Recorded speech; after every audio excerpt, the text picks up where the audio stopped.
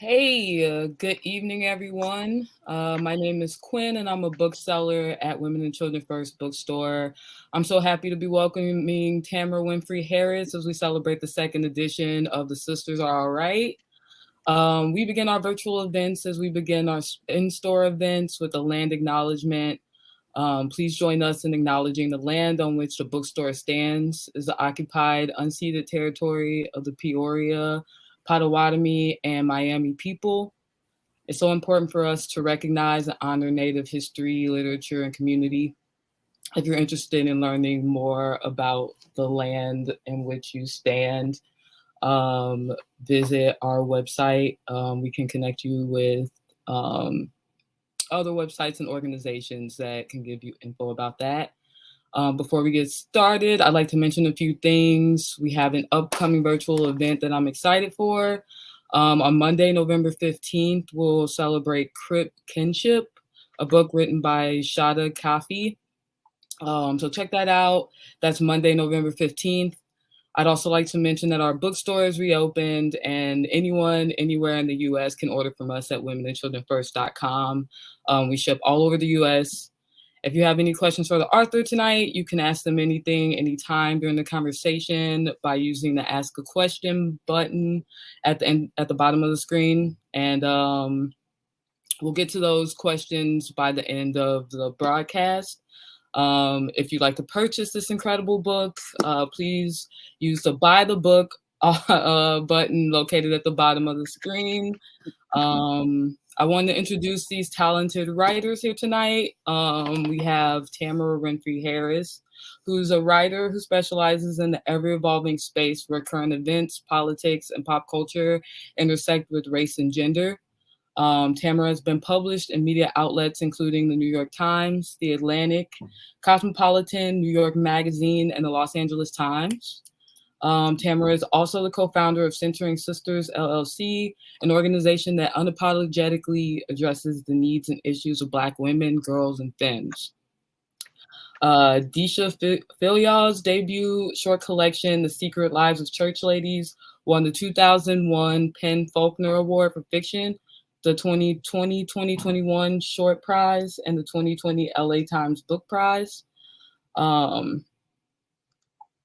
It also won the Art Seidenbaum Award for First Fiction and was a finalist for the 2020 National Book Award. The Secret Lives of Church Ladies focuses on Black women's sex and the Black church and is being adapted for television by HBO Max with Tessa Thompson executive producing. Congratulations. We can't wait for that. So I'm going to turn it over to you all. Thank you all for being here with us tonight. Thank you, Quinn, and thank you again to Women and Children First for hosting me for this conversation.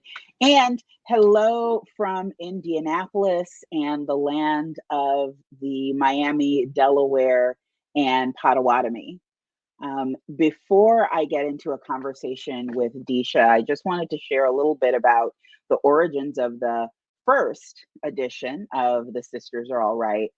I originally wrote Sisters because I was an angry Black woman, still am sometimes. I was angry about the ways that people talked at and about women like me that was as if we were problems. You know, every headline seemed to be that we are too single, too fat, too sick, too broke. My favorite was too successful for anyone to marry us. And that description bore no resemblance to the Black women that I know, even the ones who are fat or sick or broke or all of those things, because the conversation was reductive.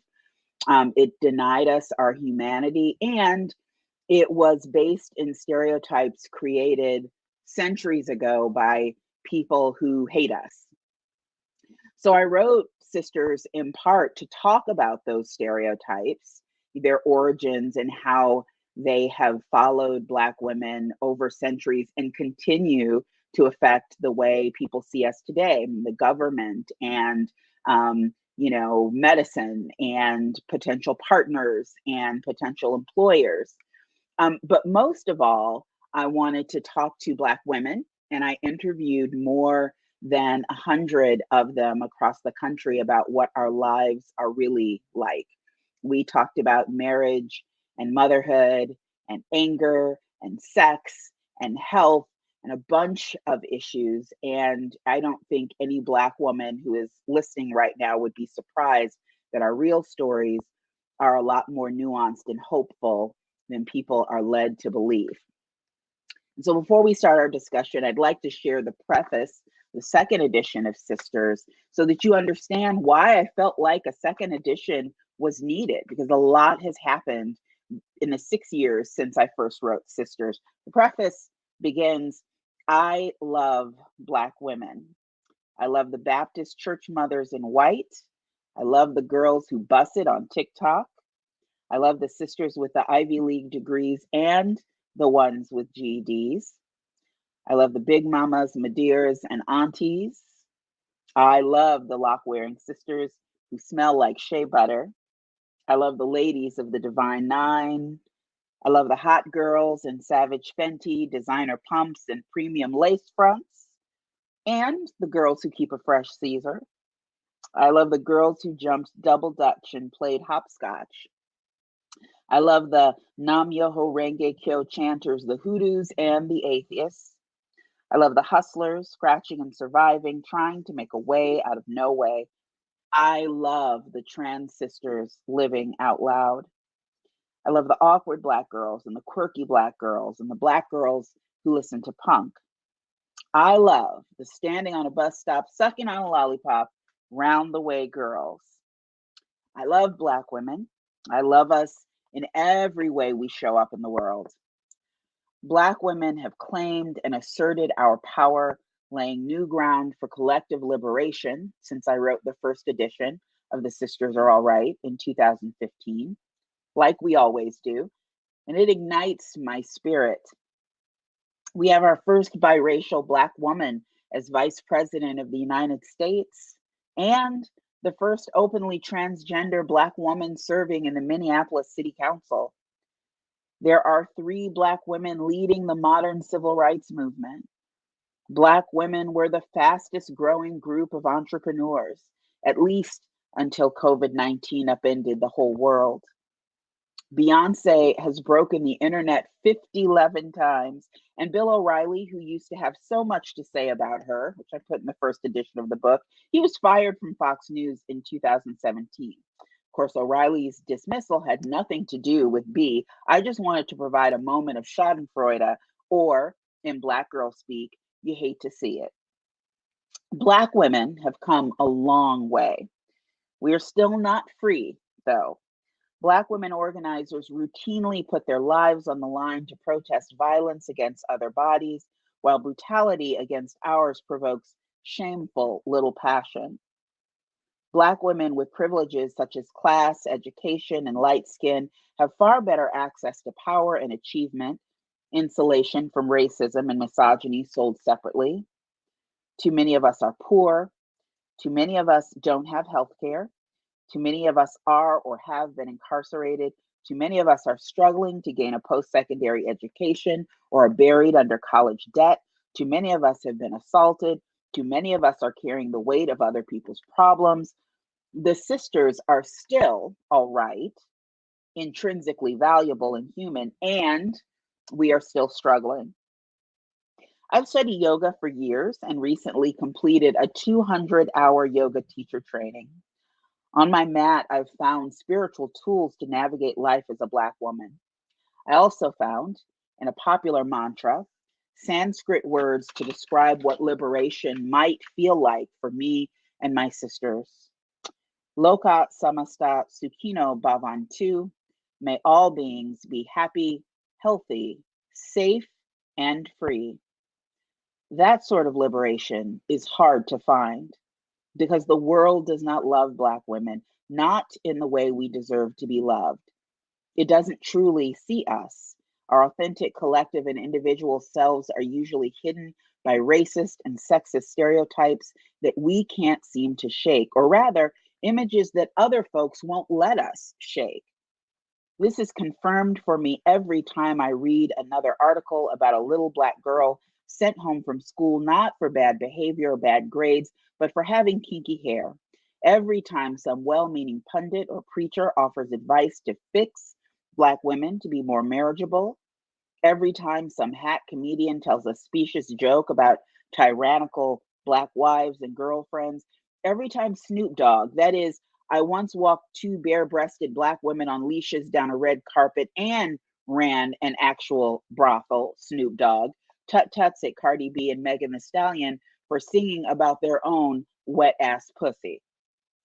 Every time a young Black woman is shot dead by police in the night, every time the American healthcare system mishandles Black women's lives, leaving dead mothers and dead babies and dead Black women doctors who allegedly too intimidated healthcare professionals to receive adequate care. And yes, that happened right here in the city where I live. Misogynoir, abetted by dehumanizing caricature, is like water. It fills its vessel, taking many forms, and then it overflows, creeping unnoticed into the cracks of things, rotting the foundation.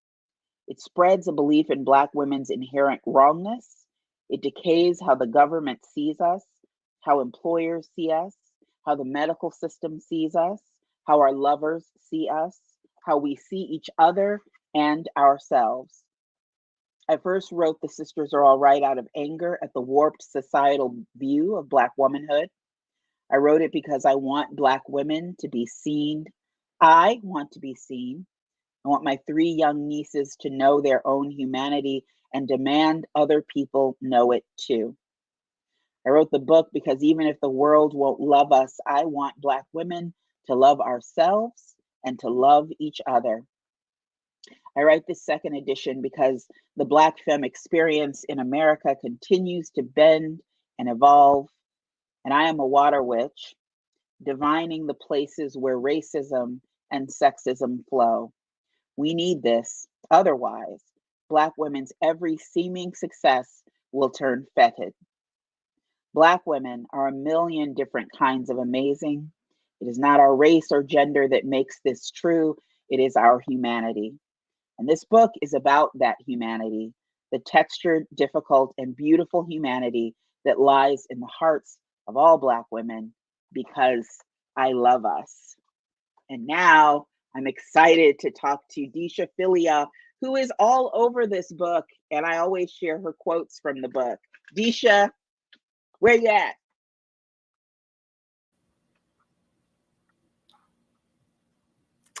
Hey, there I am. Hello, bestie. How are you? Hello, how are you? You just leave me breathless. I gotta flex on everybody here. I was probably one of the first people to read that preface before it was out in the world. And, I remain in awe of that preface. I remain in awe of you. I remain in awe of this book. And first edition, second edition, and all of it.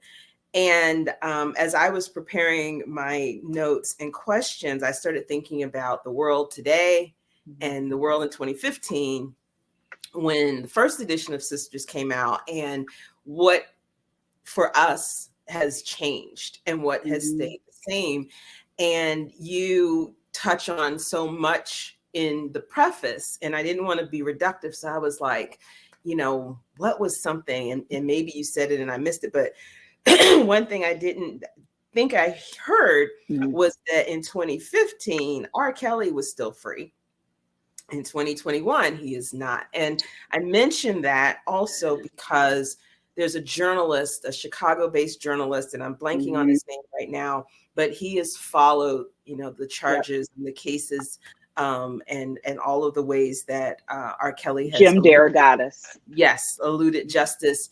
And his conclusion is heartbreaking. And it is that R. Kelly was allowed to do the things he did without any accountability, because no one cares about Black women and girls. No. And I don't, and he is not in jail today because people love us any more than they did. Mm-hmm. Mm-hmm. So I just wanted to bring that up as a counterpoint to how you love us. And you have been consistently, for as long as I known you, pre-2015, and I've had the pleasure of knowing you for over a decade now. You've always been loving us. You've always been shouting us out and affirming us and telling our stories. So I just want to thank you for bearing witness, and thank you for living a truth that says that's a lie, that puts to the lie. Thank you, friend. Because, I think about what Toni Morrison said to Richard Wright, or not Richard Wright, Ralph Ellison, about Native Son, invisible to whom? And so while there are many ways that the world doesn't love us, we love us, and you embody that. And I am so thankful to call you friend. So with that, we've talked about how, the world has changed, and we've talked about going from the first edition to the second edition. So my first question is, how has Tamara changed from 2015 to 2021? So a little backstory, like Deesha, who writes so eloquent, like I hope you have all read her book. If you have not, you also need to buy that, From Women and Children First. And I will brag that I was one of the first to read Secret Lives of Church Ladies. But Deesha also writes amazing personal essay, and she can be so open and so vulnerable. And she knows I don't do that. So she's always trying to get me in these conversations. How have I changed? Yes. I actually, so one thing I think I have learned to love myself and love us more. Because it's easy to say that you love Black women, and it's easy to say as Black women that we love ourselves. But I think it's harder to love us when we depart from the ways that the things that society says is okay. When, it's not as easy to look at yourself in the ways that you intersect with, stereotypes, or the ways that you fall short of respectability or whiteness or Christianity or, middle classness or straightness or all of those things, and still be able to say that I love me. And it is also harder to look at other Black women whose understanding of their own freedom does not look the same as your understanding of freedom. And I think that has been a journey. It's a journey for all of us. I think that has been a journey for me, and I get better at it the older I get. So yay, one benefit of being 50, like in my 50s. But it's a journey, and I would say that's the way that I have changed. So is that, because I'm going to let you off that easy. Are you saying that you've shied away from respectability politics? Is that what you're telling us? I don't think it's really hard to always shy away from respectability politics. But I realized when I finished the first edition of the book, and you'll know if you read that preface, I acknowledge that when I stepped back and I looked at the women that I interviewed and the stories that I told, that most of the women I interviewed had either educational or class privilege. And that was a miss in the first edition. Although I'm very proud of the first edition, that was a miss. And there were I included the voices of queer women, but there were no trans women in the first edition of the book. So I am better learning where my blind spots, my biases and blind spots are, where I need to make my circle bigger and embrace more Black women so I have authentic relationships. So yeah, I don't think it's hard to say I'm completely shying away from respectability politics, because like I say in the book, it's like water. Like, it's this idea of respectability and what it means to be a good Black woman is in the air we breathe, and none of us can escape it. And I also know that your life has changed significantly in terms of spirituality. And how has that informed this second edition? You mentioned in such a beautiful line in the preface about being a water witch, and about your yoga practice. So how did that influence what's in the second edition and even just how you came to it. I think I think just yogic principles, being able to spend last year while locked in my house, like studying yogic principles and like turning over things about what is awareness and what is my own true nature, made me think about, the awareness that all Black women struggle with and this difficulty we have, or at least I have, in understanding who my authentic self is when we're so often asked to live in reference to, again, these stereotypes and ideas of us that were created by people who hate us. Mm-hmm. And that really resonated with me. And I gotta say, like, yogic philosophy is one of the few spiritual paths that I've ever studied where I read everything and I'm like, yes, that's right. I haven't yet gotten to the thing where I'm like, wait, what? We're supposed to believe what now? I don't know about that. And I'm sure I will, because, anything created by man, like I'm going to get there. But, discovering that philosophy and starting to study it has just been so spiritually nourishing to me.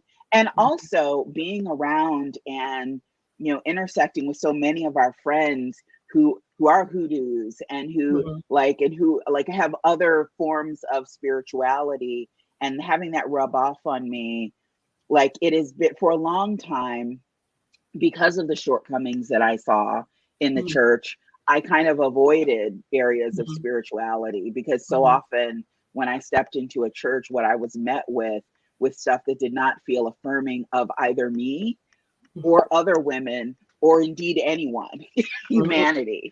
And so I'm starting to find more ways to get spiritually fed, and then share that through my work. Right. And now you mentioned the church. And so even though, given that, you were invited to speak, I believe it was at a Baptist church, to preach on a Sunday. So you were in the pulpit. What was the Sisters Are All Right message that you brought to a traditional Black church? The one of self-care, because there's a speech that I give sometime about how sisterhood and self-care will save our lives. And it's about how the strong Black woman myth can be so punishing. And, one of the places that's really punishing is in the Black church, where Black women are the backbone, and Black women do so much of the work, and Black women are sitting in the pews, and Black women are giving so much of the money. And very often there's a Black man who is leading the church. And, there are a lot of Black women who are working their fingers to the bone. And I think those women, we all need to hear that message, but I thought that was as good a place as any to share that message. And I did it, and just hope that it wasn't struck by lightning, or no one could smell sulfur in the first few rows. Well, I have so many reasons to be in awe of you, but when you did that, I was just really, really admired that you found a way, that you connected. You call me a heathen. Well, yes, I did also. Yes. Both and two things can be true. So you, in the first edition of Sisters Are All Right, you mentioned, you referenced Beyonce, you referenced Nicki Minaj. This time around, you mentioned, you referenced Cardi and Megan Thee Stallion and WAP in this edition. And I remember from 2015, there was a review that, took issue with the fact that, you wrote this book about busting stereotypes and myths about us. And, this kind of, I just could envision the pearl clutching that you mentioned Beyonce and Nicki, and you didn't mention all of these very respectable, accomplished women. And then you had all of these voices of just regular women, and you were unapologetic about that. And you're like, oh, and here's Cardi and Meg this time around talking about WAP. So can you talk? I'm sure that reviewer's head came clear off this time. Right. So I love it. I love that no names shall be mentioned. I love that you were undaunted about that. Can you talk about your decision to center the women that you chose to center in both editions? Well, I mean, because here's the thing, like when we start talking about stereotypes, very often I'll talk to people and they're like, yes, because they think this is about not conforming to stereotypes and Black women, like, again, living in reference to those stereotypes, but living to prove we are not who they say we are. And I think that's a punishing way to live, because the reality of, some of us are promiscuous and some of us are angry and some of us are aggressive and loud and some of us are, love the servitude, because we're human, and some people are all of those things. So, freedom, liberation for Black women isn't just about being free from the stereotype of the Jezebel. It's being free to make personal choices, including the choice to be upfront about your sexuality or to be as demure as you want to be. So yes, Cardi and Megan can sing about their own wet ass pussy. I mean, yes, they use sex in their entertainment, but at the same time, how many men in entertainment, from rock to hip hop, reggae, all genres of music, have done the same thing, often monetizing, singing, and rapping about Black women's bodies. So, if they can do it, if we're all going to be on the capitalism train and they can do it, then women can too. Okay. And this idea that, you chose to center, you put out a call. It was very democratic, and just put out a call to interview people, and people referred friends, and you weren't talking about our Black firsts and the heads of corporations and universities, in either book. So can you talk about that decision? Because it just, I didn't want this book to be about who played the game of respectability the best. And I say that as one of those high achieving Black girls who, got straight A's and has been first, and all of that is wonderful. It also, in many ways, is a result of my own privileges. But again, that's not about our humanity. So this isn't about, I was just working on something, actually a proposal, and I wrote about why I hate the whole "hey queen" or "queen, you're just like," I hate the whole king and queen thing. The idea is that, our foremothers and forefathers wore crowns before they wore shackles. But the reality is most of them didn't. Some of them might have, but that's not the point. The point isn't about, being royalty and being part of the aristocracy. The point is humanity. That's what our people have been robbed of. So I don't think it's necessary to always be trumpeting our triumphs. And there are many of those. But, a lot of the stories of real triumph among Black people and Black women get lost because we are always looking at those firsts, and the executive firsts and the academic firsts. And there are a lot of people out doing amazing things that don't get that shine. Like Tashawn Thompson, who came up with the phrase Black girl magic and said no one wanted to hear about her because she wasn't the kind of Black woman people wanted to talk to. So let's dig into some of the chapters and updates to the book that people can find in the second edition. So there's a power chapter. Can you talk a bit about what's in that chapter? So what really interested me that has come to the forefront, because Black women have always worked in the community, worked in politics. We know how many Black women were like the backbone of the civil rights movement, but didn't get the shine of Black men in civil rights. And we certainly know Shirley Chisholm and names like that. But, over the last several years, over the last 6 years, we have Black women leading the modern civil rights movement, the founders of Black Lives Matter, queer Black women. You have everything that Stacey Abrams did in Georgia. You have all of this amazing work that Black women are doing, both in community activism and also in politics. So I wanted to look at how Black women use our power differently. If we do use it differently, what does it look like when we're in charge? But I also wanted to look at the ways that we're once again, where Black women are doing all this work, but are doing it and we're under-resourced and we're not given acknowledgement for the work that we do. And we're doing all this fighting against violence against Black bodies. And when something happens to us, nobody gives a damn. And I wanted to look at that too. So, you know, even our finest hours where we're like doing things and, you know, power, you know, those stereotypes still affect how we move. Is there a particular person's story or interview from that section that you'd like to highlight? Well, you know, what's interesting, you'll hear from several women, but I'll tell you in that chapter, but really what struck with me, I did a book event with 3 women that you'll find in that chapter.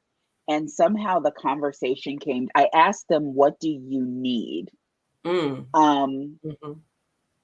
don't know what I expected the answer to be, but the answers were so basic. One of the women who I know has done a ton of work locally says, I'm homeless right now. And I need a home. I don't have money. Like, I'm waiting on checks to come in. You know, another one of them said, you know, I just got a letter from SNAP that I don't qualify for food assistance anymore. And I need to decide between eating and working. It was so basic and it was so heartbreaking because we had just spent all this time talking about all of this work that they're doing. And then to find out that, you know, it wasn't, oh, I could use a grant to like do some big thing. Like, it wasn't about that. It's just like, I need to live.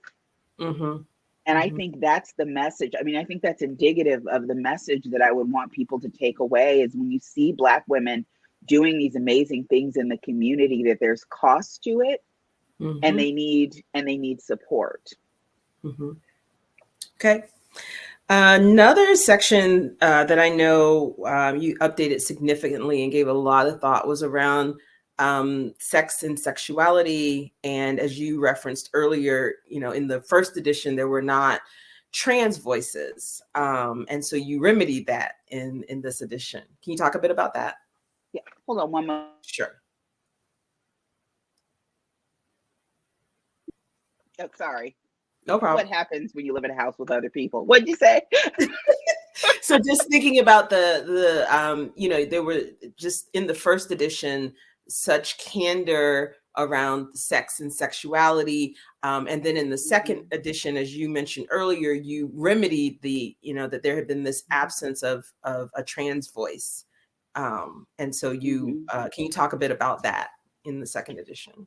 Well, a couple of things came out in sort of this new edition of Sex and Sexuality.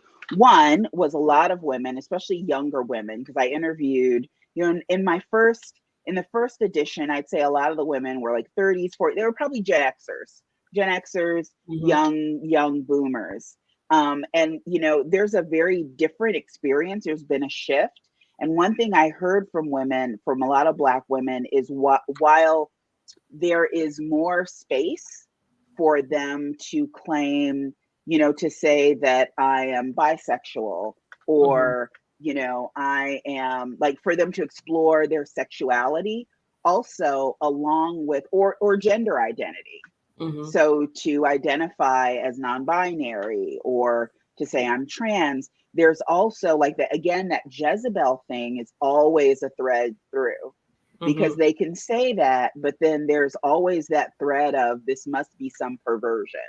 This must be some sexual perversion. Like, I bet you are polyamorous, you know, so that it's not an expression of their sexuality, but it's something to like this is meant to titillate other people instead of being an expression of my sexuality.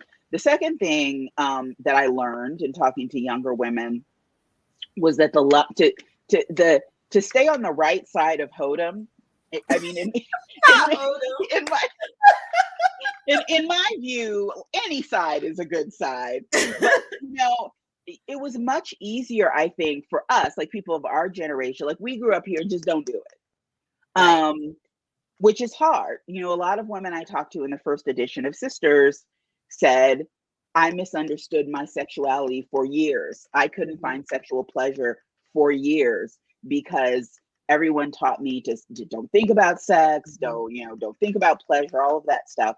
But younger women are growing up in a very hypersexual environment on, Instagram and music, you're supposed to, and then, so the messages they get, a lot of them said feel a lot more mixed because you're supposed to be sexy.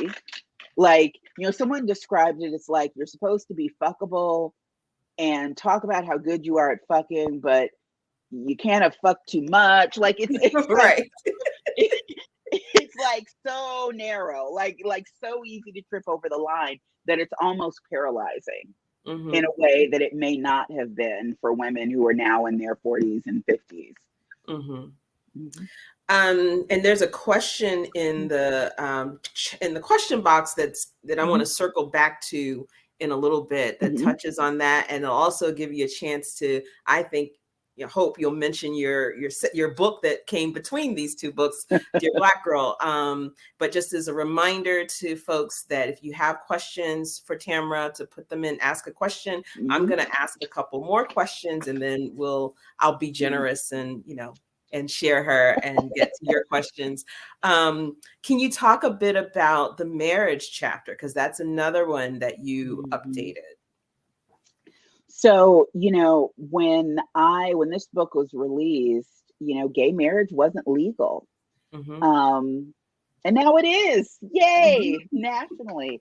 And so one of the, you, if nothing else, you have to read the marriage chapter because it's just the cutest love story ever with two Black women who are married, and I just love them. And they met cute, and they date cute, and they're cute together. And those are the kind of stories that I want to share, in part because one, everyone says Black women don't get married when in fact they do, and sometimes they marry women.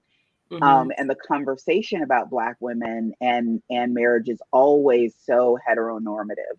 Right. And, leaves out the many, many, many different ways that Black women love.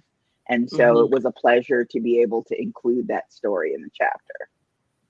Great. So again, a reminder to everyone to get your questions in the Ask a Question section. So Tamara, you wear a lot of hats. You, in addition to writing books and running Centering Sisters and Black Women's Writing Society, you have a 9-to-5. And I, again, remain in awe of you juggling all of this. Your book projects have all three, and you'll talk about the third one, always bring together multiple voices of Black women. Can we expect a book from you that is just Tamara? Yes. Okay. I might be working on something like that. What can you tell us about it?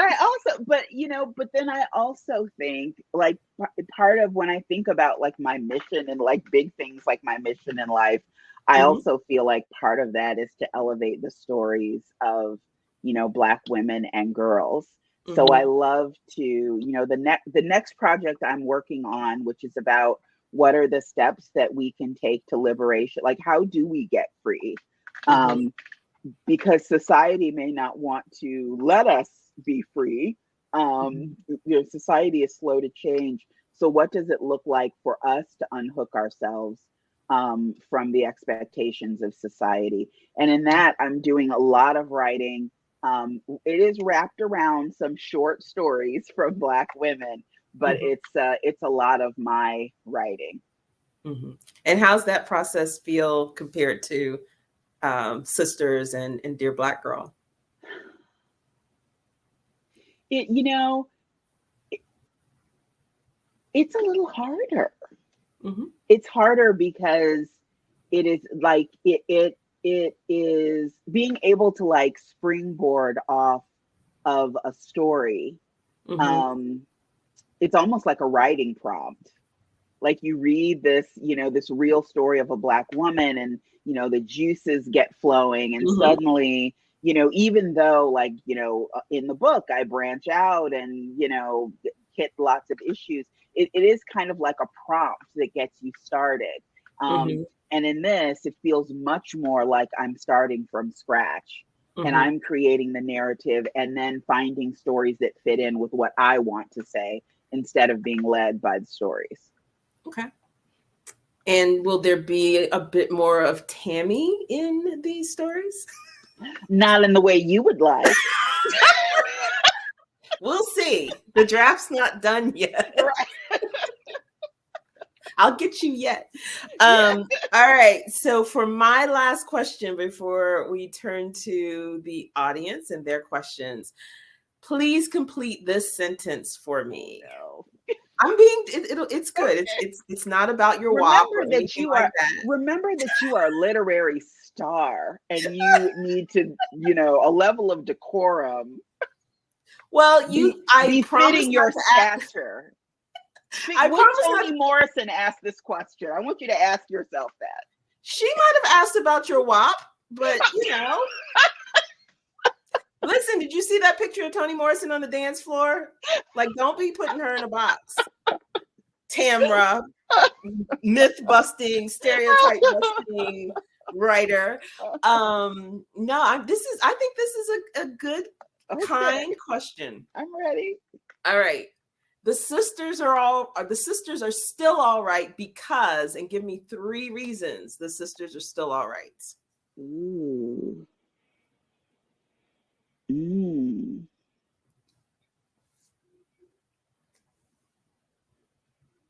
Because we're human.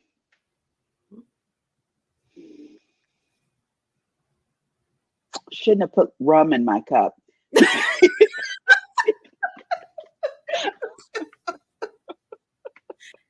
I think I'm clear. I'm completely sober. Because we're human, and I feel like I have to I want to say because we're resilient, but I don't want that to be taken in the we're indestructible way. Right. But the reality is we have had to survive. As someone says in the book, we have had to survive a lot. And that does make us strong in many ways.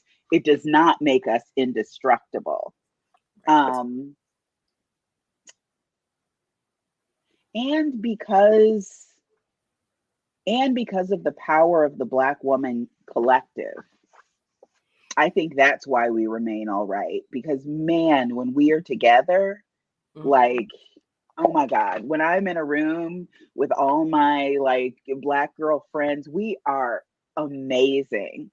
And that's when I really feel our all rightness. And it's not about accomplishments. It's about the way we love and the way we friend and the way we move and the way we create. I love that. Well, I think that's a wonderful note to end on for our portion of the conversation. No, I would like to end by sharing a quote. Okay. From the Sisters Are All Right. Okay. I think this is what people should take away from this conversation. Okay. This is for Black women. When I asked one woman why she was all right, in the epilogue to the book, I asked several Black women why they are all right. And this woman, who you may know as Deesha Philyaw, said, "Tell them, as Troy Maxson told his son in August Wilson's Fences, don't go through life worried about whether someone likes you. You best be concerned that they do right by you," preaches Deesha Philyaw. "Let folks perceive you however they want. Jezebel, angry Black woman, welfare queen, as long as they get the hell out of your way and let you do your thing.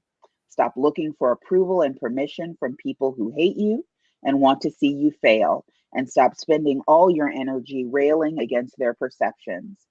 Give yourself a daily, weekly, monthly allotment of outrage, and then be about the business of building. Let the church say amen. That is a quote I have been sharing for the last 6 years because it is the bomb, and that is why we are all right. Thank you. Thank you. Thank you so much. All right. So we have a question, as I mentioned earlier, from someone who is a teacher of Black middle and high school girls. And they are asking, is there a chapter that you would recommend that would pair well with Morrison's Sula, which is the next book they're reading in class, or maybe a chapter that they could read on its own? You might. You've got a great literary mind. So, the introduction to the book that kind of lays out the history of some stereotypes of Black women and where they came from. And I think that might be a good companion to then reading Sula and seeing kind of the ways those stereotypes are woven through that story. But also, you might also want to pick up Dear Black Girls, Letters from Your Sisters on Stepping Into Your Power, also available through Women and Children First. So my second book actually came out in March of this year. And it actually, it was the experience of promoting sisters that made me want to write Dear Black Girl. Because what I noticed was that sometimes in groups of Black women, we'd start talking about stereotypes, and Black women would reject the stereotypes as they relate to them. But then we would start talking about younger women and start talking about girls. And suddenly that same language, that same stereotypical language was being used. And I remember the exact moment that it hit me. So speaking of WAP, there was a woman in a discussion who was like, and this was exactly her face. She was like, I don't know about these young women these days. They're awfully free with their bodies. I don't know. I guess it's some kind of liberation. And there was just a look of disgust. And I can't, it made me wonder whether, young women and girls could feel that. And it turns out, as I started talking to them, yes, they can. A lot of them talked about, the first place that they hear some of the, your skin's too dark, stop being so fast, don't wear that, like your butt's too big, it's an invitation, it's, you need to be in the kitchen, let your mother teach you how to, what came from people who were supposed to love them. And often from, aunties and moms and grandmothers. So I asked women, more than 34 women, to write letters to young women and to be vulnerable and to be open. And sometimes our approach to girls is like this because we are scared for them because we know they won't get many second chances and they won't get a lot of grace. And so we want to mold them into something that is going to be acceptable in this society. But, there is no end to that, and it never ends well because we can never be perfect enough to make society happy. Better to be free. And so, women wrote to girls about what it feels like to navigate the world as a Black girl and a Black woman. And I think that might be useful for your students. I also think specifically about Sula, which is actually my favorite of Toni Morrison's novels. The letters in Dear Black Girl around sex and sexuality, I think would be a perfect companion to Sula.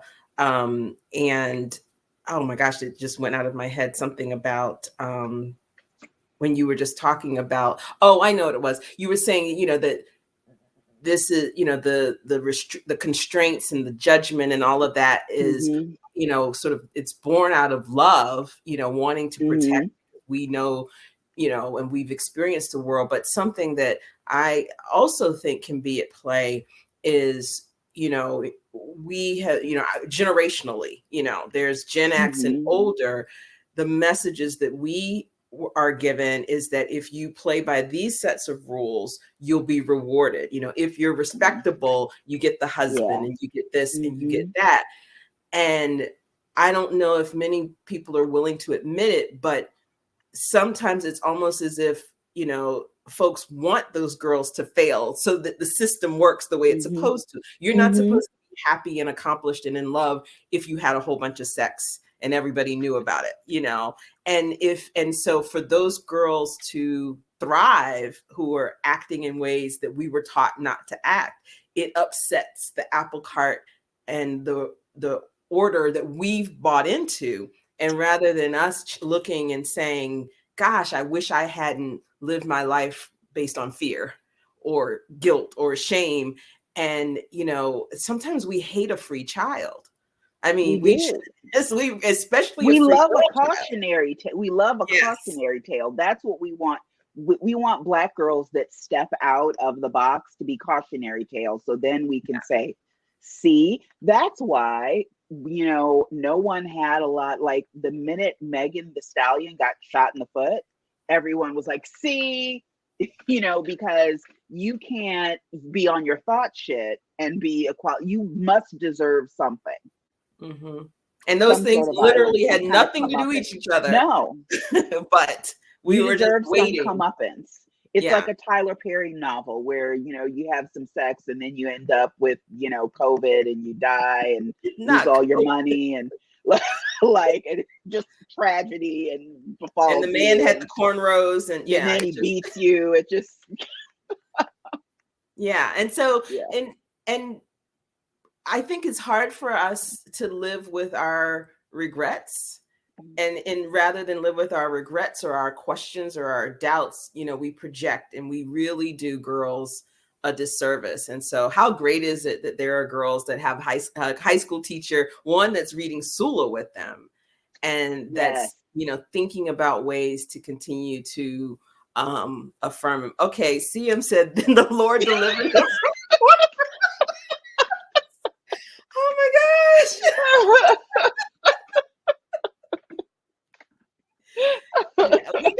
I forgot it all ends up in the church. Like a big song and we, you know, we don't allow room for that freedom or for nuance and the complexity and to, you know, tell younger people. And this is what I think both, you know, all of your books accomplish, which is saying to other Black women and girls, this shit is hard. You know, we are human, and all of this, and, you know, to survive and to thrive is difficult. And it really defies a lot of these very neat rules or binaries that, you know, we cling to so much. Which is the story we should tell each other more often, I think. It's, you know, it is why I'm so grateful to the women I interviewed in Sisters. It's why I'm so grateful to the women that wrote letters for Dear Black Girl. It's why I'm so grateful to the stories you wrote in The Secret Lives of Church Ladies.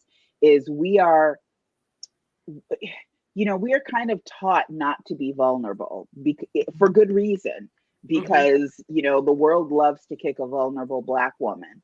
But when we can't be vulnerable with each other, we all lose. And there's so much that can be gained, and, you know, by the, you know, if you want to talk to a young girl about sex, to talk openly about the mistakes you feel that you made and the positive steps that you feel that you made. That is very different than just saying, don't do it, or saying, don't wear that, you look fast, or don't act like that. Those are two different things. One is having a conversation out of love and saying, maybe you can learn from my story. You know, the other is doing what society does to girls and Black girls and women every day. And I know when you were soliciting letters for Dear Sister, you had to but, you know, make sure. And I just love that when you would make these calls, you would say, I am sex positive. These are not religious, you know, not that there's anything wrong with talking about your religion, but not in ways that just affirms, you know, the messages that are not sex positive or that are anti-Black. And so, you know, you rode from us just from the very beginning with what the kinds of stories you would include and the kinds of voices you would amplify in Sisters and in Dear Black Girl. And so, but you know, I'm sure you've done conversations, book clubs and things, and it's usually a love fest, I'm sure. But have you ever gotten any kind of pushback from either of your books? Not to my face. Other than that one review that will show that will go unnamed. Now, I've often wondered, especially when I like speak and sell books in like, you know, religious spaces. I'm always like, when they get that book home, they're gonna start reading. Like, what is this? She's a water witch. Right? What?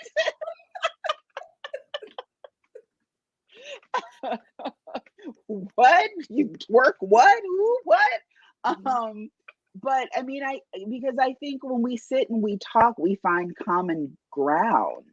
You know, even when I mean, that is why like the goal of my work is to celebrate Black women in all the ways they show up in the world. Because I think when we're all in spaces and we're all together, we do find common ground. I mean, you don't have to want to be Megan Thee Stallion or Cardi B in order to have a discussion about sexuality and what it means to you, and have an open discussion and listen to other Black women and find things that you have in common. That doesn't mean you have to walk in their shoes. It just means we have to be open to each other and our experiences. You've talked a little bit about the book that is going to come next. That's what you're writing right now. What are you reading right now, or what are you looking forward to reading? Ooh, I just finished. I've been so busy that I'm not reading enough, but I just finished Yoked by Jessamine Stanley, who is a phenomenal Black queer woman who is also a well-known yoga instructor. And it was just beautiful. It's about the living yogic philosophy, stuff that happens beyond the mat. I have an upcoming conversation with Kalisa Ray, who wrote Ghost in a Black Girl's Throat. And I'm so excited about that because I think, you know, her book is a book of poetry, but I think there are so many themes that, you know, intersect between The Sisters Are All Right and Ghost in a Black Girl's Throat. And that's a phenomenal collection of stories. I feel like her book is in conversation with both of your books. It's in conversation with my book. So that's going to be a really rich talk between the two of you. And I also really love, so I finished reading it months ago, but I keep coming back to it, is Black Girl Call Home. Yes. By Jasmine Mans. Is just like, there's this one poem that opens it that just, you know, I cry thug tears if I cry at all. Yes, Scorpio bestie. It does make me occasionally shed a thug tear.